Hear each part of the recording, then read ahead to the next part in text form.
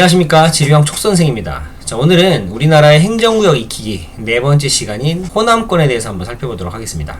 광주광역시, 전라북도, 전라남도 이렇게 세 개의 큰 행정구역으로 나뉘어져 있고요.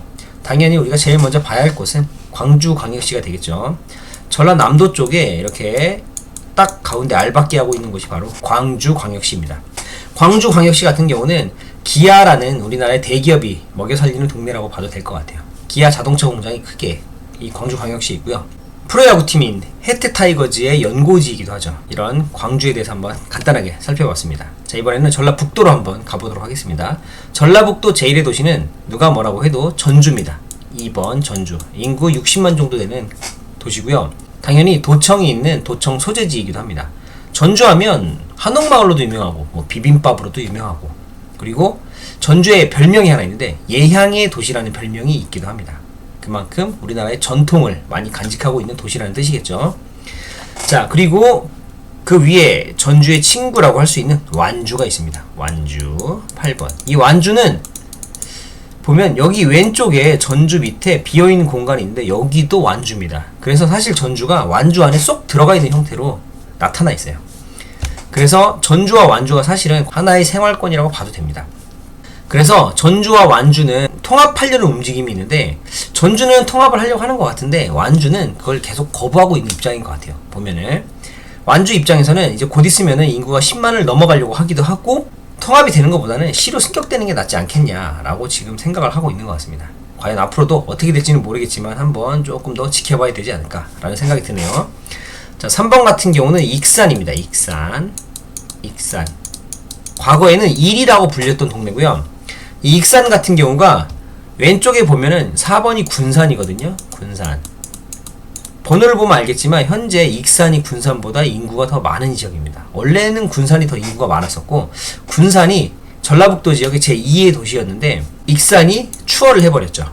익산이 군산을 추월하게 된 이유 중에 하나가 이 호남선과 전라선의 분기점이 바로 여기 익산에 결정이 되게 됩니다. 그때부터 익산이 좀 성장하게 돼서 지금은 군산보다도 인구가 많아졌죠.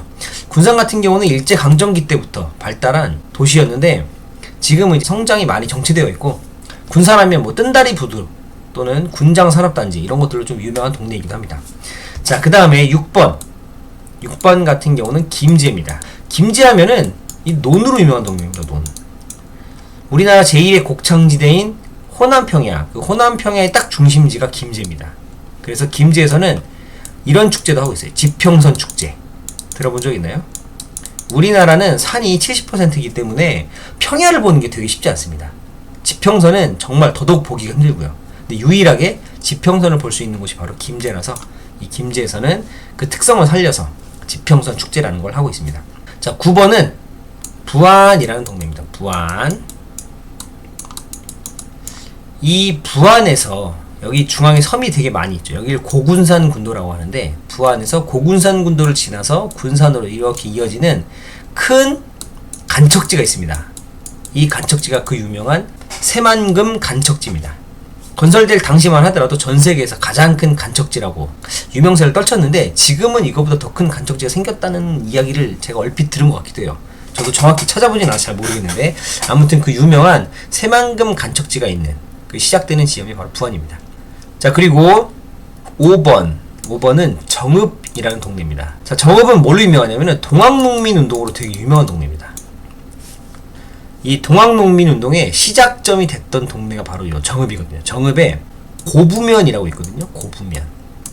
이 고부면에 고부 군수가 조병갑이라는 사람이 있었는데, 이 조병갑이라는 사람이 어찌나 학정을 했던지 이때 백성들이 많이 힘들어했다고 합니다. 그래서 이 학정에 못 이겨서 안되겠다, 이러다 우리 모두 죽겠다라고 해서 동학농민운동이 시작됐던 바로 그 장소가 정읍이라고 보시면 되겠네요. 자, 그리고 이번에는 오른쪽으로 가보겠습니다. 14, 13, 15번 이 세 지역은 항상 묶여 다니는데 앞글자를 따면 이렇게 됩니다. 무, 진, 장. 많이 들어본 단어죠. 무주, 진안, 장수입니다.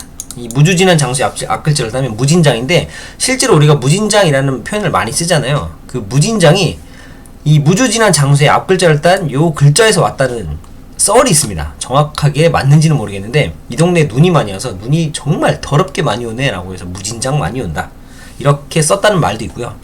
여기가 고원이거든요. 고도가 높다 보니까 사람들이 여기를 넘어다닐 때 정말 더럽게 힘드네 라고 해서 무진장 힘들다 라는 표현으로 무진장이라는 단어가 쓰여졌다는 설도 있는데 뭐가 맞는지는 저도 잘 모르겠습니다. 정말 무진장이라는 단어가 여기서 왔는지도 사실 명확하진 않고요. 자, 아무튼 무주, 진안, 장수 이렇게 살펴보시면 되겠습니다. 자, 그리고 이 무진장 아래 우리 춘향이가 살고 있습니다. 바로 춘향이의 고향인 남원이 있겠죠. 남원. 그래서 남원에서는 춘향제라는 축제를 하기도 합니다. 춘향이의 고향이기 때문에 춘향제라고 하는 이런 축제도 한다고 하네요. 그리고 춘향이가 뭘 좋아하냐면 바로 치즈 피자를 좋아합니다. 치즈 피자로 유명한 임실 이런 식으로 외우시면 되고요.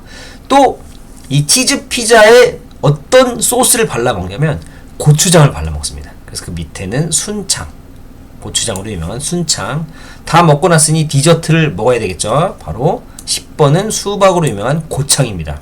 그래서 창 2개, 순창과 고창, 그리고 치즈 피자로 유명한 임실. 이런 식으로 전라북도를 한번 살펴보시면 되겠습니다.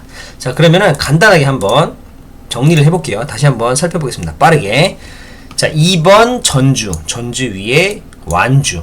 통합시를 출범하느냐 마느냐를 가지고 현재 지금 여러가지 많은 이야기들이 오가고 있는 중이고요.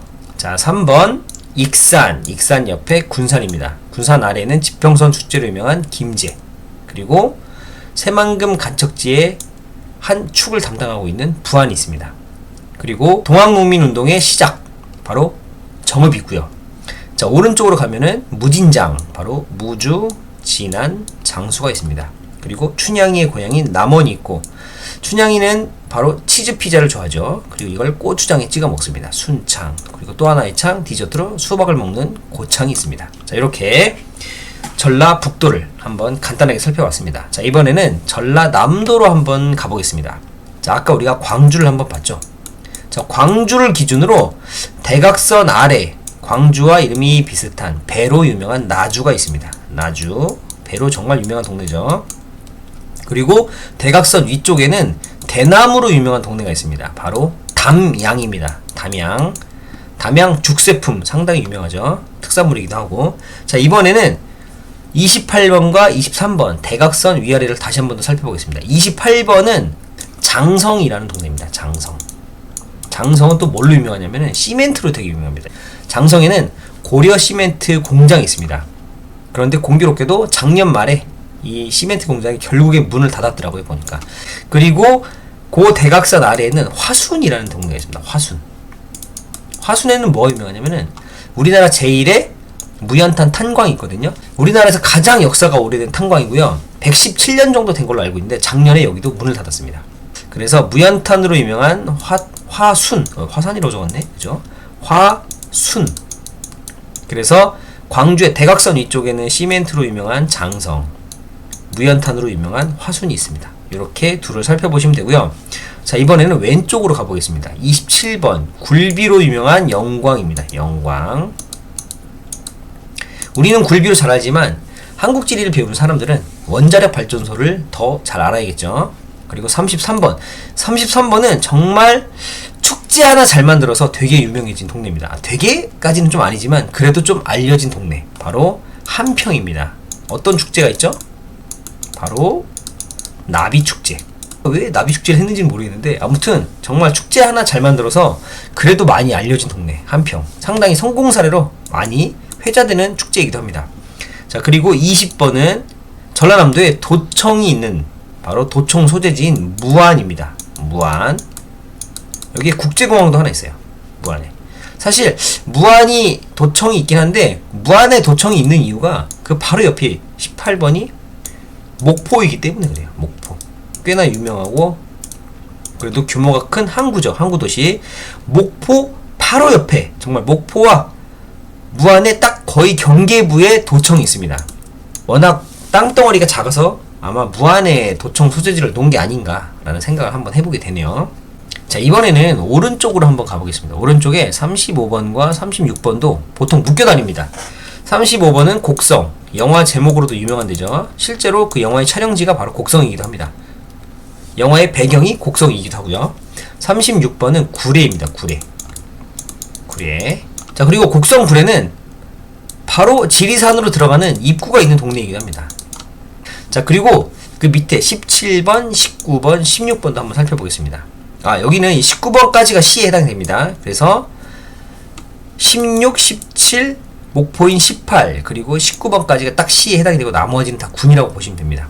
먼저 17번을 보면은 17번은 순대천국, 순천입니다. 순천은 제가 개인적으로 우리나라의 많은 곳들을 돌아다녀봤지만 가장 아름다운 순간을 목격했던 곳이 바로 이 순천이기도 합니다. 해질녘의 순천만은 정말 그 감동이 있거든요. 언제 한번 기회가 되시면은 꼭 가보는 걸 좀 제가 추천드립니다. 자, 그리고 19번은 광양입니다. 광양. 제철소로 유명하죠. 포스코가 있는 광양이고요. 16번은 장범준의 도시, 바로 여수입니다. 여수. 석유화학, 정유, 산업 이런 것들로 유명한 동네입니다. 자, 이렇게 해서 공업도시인 순천, 광양, 여수를 한번 살펴봤습니다. 그리고 그 옆에 열심히 일했으면 녹차 한번 마셔야겠죠. 그래서 30번은 녹차로 유명한 보성입니다. 보성. 자, 녹차를 마셨으니까 이제 로켓 구경도 한번 하러 가야겠죠. 그 밑에는 고흥이라는 동네입니다. 고흥. 여기에 우리나라 로켓 발사 기지가 있죠.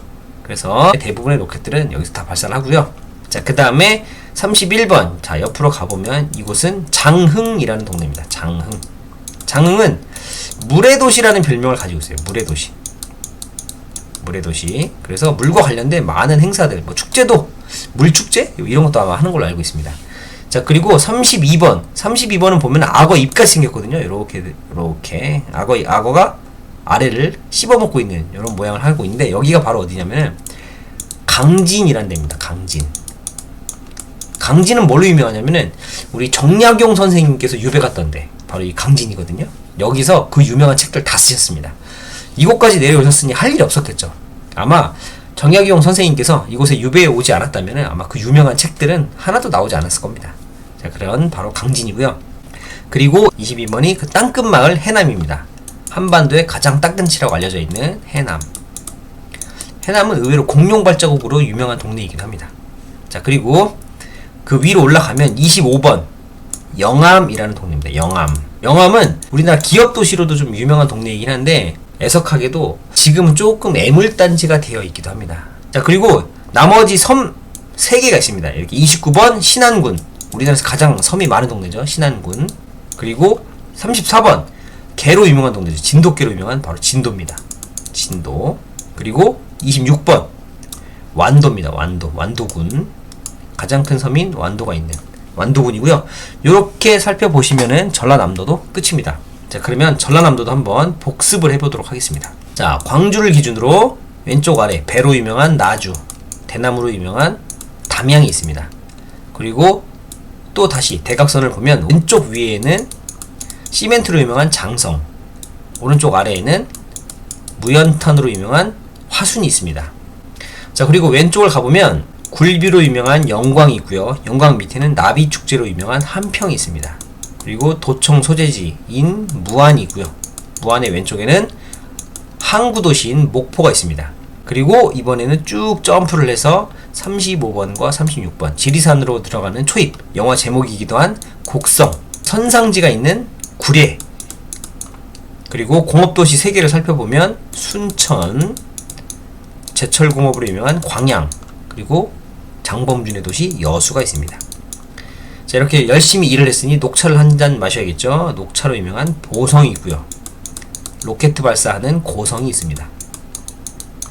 그리고 물의 도시라고 알려져 있는 장흥이 있고요. 정약용 선생님의 유배지였던 강진이 있습니다. 그리고 마지막으로 땅끝마을인 해남이 있죠. 마지막은 아니네요.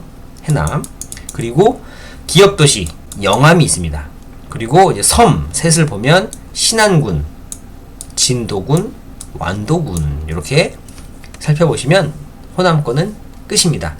생각보다 어렵죠. 경상권은 더 어렵습니다. 자, 이렇게 오늘은 호남권에 대해 살펴봤고요. 유익하셨다면 구독과 좋아요, 알람 설정 부탁드리겠습니다. 감사합니다.